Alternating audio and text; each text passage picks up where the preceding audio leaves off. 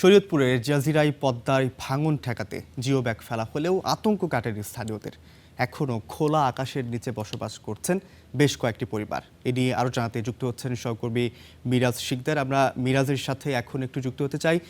মিরাজ, যেমনটি আসলে বলছিলাম, কর্তৃপক্ষের পক্ষ থেকে এই ভাঙন রোধে কোনো সিদ্ধান্ত নেওয়া হয়েছে কিনা, যারা এখনো পর্যন্ত ঝুঁকির মধ্যে বসবাস করছেন তারা এই বিষয়ে কি বলছে?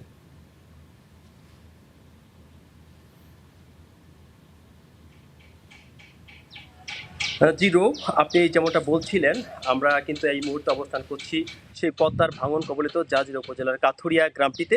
এবং সেই গ্রামটিতে এই পর্যন্ত যে ঘরগুলো ভেঙেছে, যারা ঘর ভেঙে নিয়েছে, তারা কিন্তু খুবই মানবতর জীবনযাপন করছে।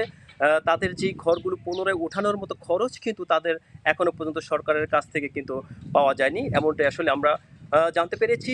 পাশাপাশি ভাঙন রোধে পর্যাপ্ত পরিমাণে জিও ব্যাগ ডাম্পিং চলছে। এই যতদিন পর্যন্ত না ভাঙন পরিপূর্ণভাবে থামবে, ততদিন পর্যন্ত তারা কিন্তু জিও ব্যাগ ডাম্পিং করেই যাবে, এমনটি জানিয়েছে আমাদেরকে শরীয়তপুর জেলা পানি উন্নয়ন বোর্ড।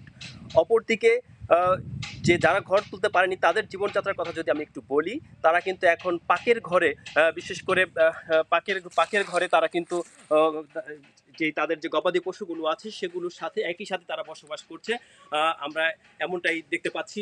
এবং তাদের সরকার থেকে সহায়তার কথা বলা হলেও এখনো পর্যন্ত তারা কিন্তু কোনো ধরনের সহায়তা পায়নি।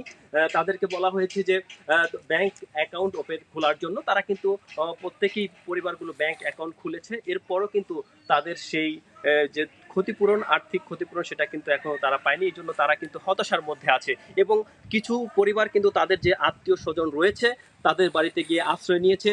এবং তারা সেখানেও তাদের কাছ থেকে এখন তাদের সেই জায়গা থেকেও তারা বঞ্চিত হচ্ছে। এর কারণটা হচ্ছে যে তাদের আত্মীয় স্বজনের অর্থনৈতিক অবস্থাও কিন্তু খুব দুর্দশাগ্রস্ত। আসলে এমনটাই কিন্তু আমরা তাদের সাথে আলোচনা করে জেনেছি। যে রৌফ, এই ছিল আমার কাছে পদ্মার সেই ভাঙন কবলিত এলাকার কাথুরিয়া গ্রাম থেকে সবশেষ তথ্য। মিরাজ, আপনাকে অসংখ্য ধন্যবাদ আমাদের সঙ্গে যুক্ত হওয়ার জন্য।